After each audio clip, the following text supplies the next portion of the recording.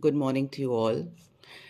I'm going to read you a poem by Rabindranath Tagore, which carries a message for us today. He had written it at the turn of the last century, just after the First World War. The sunset of the century.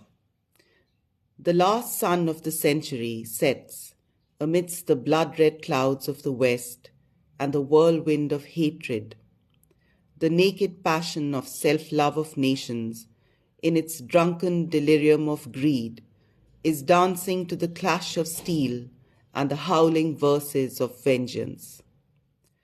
The hungry self of the nation shall burst in a violence of fury from its own shameless feeding, for it has made the world its food, and licking it, crunching it, and swallowing it in big morsels, it swells and swells,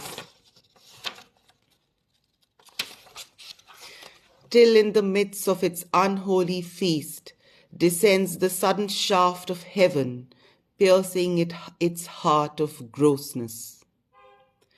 The crimson glow of light on the horizon is not the light of thy dawn of peace, my motherland. It is the glimmer of the funeral pyre, burning to ashes the vast flesh, the self-love of the nation, dead under its own excess.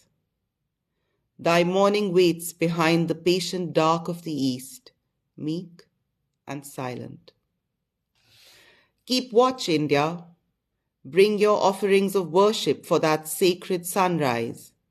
Let the first hymn of its welcome sound in your voice and sing, "Come, peace, thou daughter of God's own great suffering. Come with thy treasure of contentment, the sword of fortitude, and meekness crowning thy forehead.